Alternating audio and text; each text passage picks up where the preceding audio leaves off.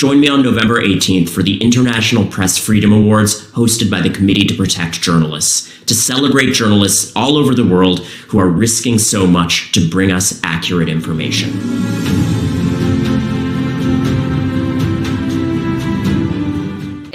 My boss, our director, he had to flee the country twice. Recently, he had to do it again because his house was raided. By making this statement, I am putting myself at great risk because on November 4th, Project Veritas came under attack. I awoke to the news that apartments and homes of Project Veritas journalists, or former journalists, had been raided by FBI agents.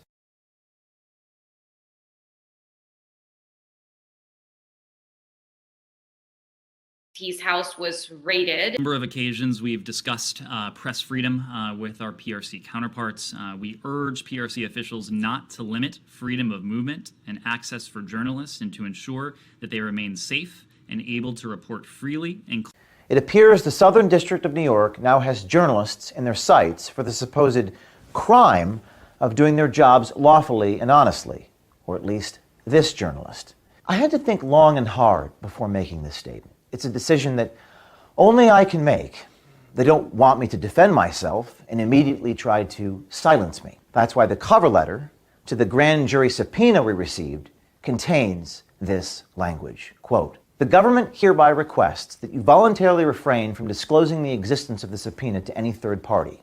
While you are under no obligation to comply with our request, we are requesting you not to make any disclosure in order to preserve the confidentiality of the investigation and because the disclosure of the existence of this investigation might interfere with and impede the investigation," unquote. But while the Department of Justice requested us to not disclose the existence of the subpoena, something very unusual happened. Within an hour of one of our reporters' homes being secretly raided by the FBI, the New York Times, who we are currently suing for defamation, contacted the Project Veritas reporter to ask for comment. We do not know how the New York Times was aware of the execution of a search warrant at our reporter's home or the subject matter of the search warrant, as a grand jury investigation is secret. The FBI took materials of current former Project Veritas journalists, despite the fact that our legal team previously contacted the Department of Justice and voluntarily conveyed unassailable facts that demonstrate Project Veritas's lack of involvement in criminal activity and or criminal intent. His house was raided. It appears journalism itself may now be on trial. Join me on November 18th for the International Press Freedom Awards, hosted by the Committee to Protect Journalists, to honor and celebrate journalists all over the world who are committed to providing us with access to accurate information.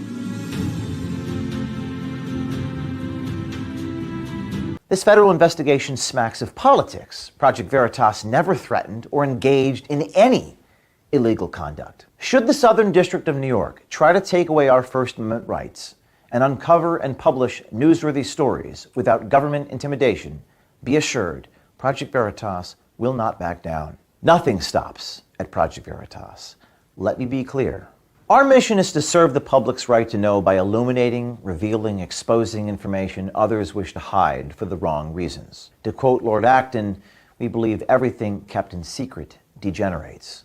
We don't mislead or conceal. We investigate facts and potential newsworthy information. Sometimes, as was the case here, after we investigate, we decide not to publish a news story.